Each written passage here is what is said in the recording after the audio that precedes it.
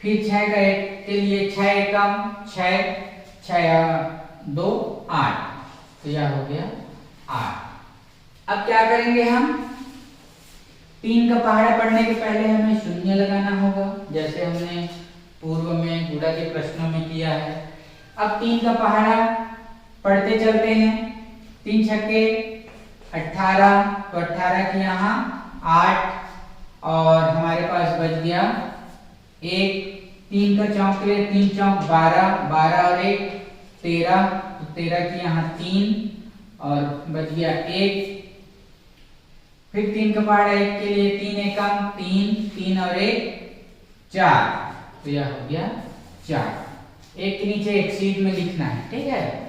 अब 2 का पहाड़ा पढ़ने के लिए फिर हमें 2 जीरो लगाने पड़ेंगे। यहाँ हमने ऊपर के प्रश्न में 1 किया था, अब यहाँ 2, 1 2, यह हमने पूर्व के गुणा के प्रश्नों में किया है। अब 2 का पहाड़ा पढ़ते चलते हैं, 2 छक्के 12, 12 की यहाँ 2 और हमारे पास बचे 1। फिर 2 का 4 के लिए 2 चौक 8 और 1 9, कुछ नहीं बचा। अब 2 का 1 के लिए 2 एकम 2।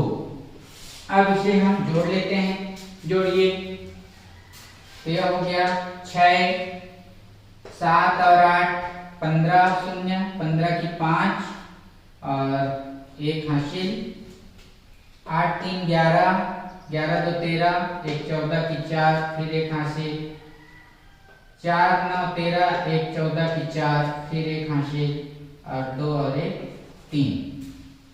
इस तरह से अब हमारे पास सवाल उठता है कि हम दशमलव कहाँ लगाएं, नहीं, तो चलिए देखिए, ऊपर चलते हैं हम। यहाँ दशमलव के बाद ये 4 और 6 है, आगे भी हमारे पास है दशमलव, इसका भी ध्यान रखना है। यहाँ भी दशमलव के बाद तो ये 3 और 6 है, मतलब हमारे पास 1 2 3 4 दशमलव के बाद हमारे पास 4 अंक हैं, तो गुणनफल में हमें 4 अंक छोड़ना होगा। चलिए छोड़ते हैं इकाई की तरफ से, 1 2 3 4 अंक छोड़ दिए और हम लगेगा यहाँ, तो इसे हम पढ़ेंगे 3.4456।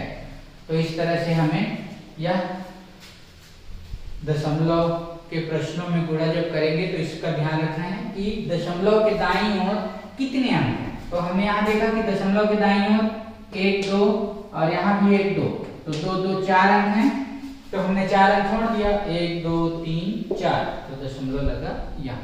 तो ऐसे गुणा के प्रश्न और भी आप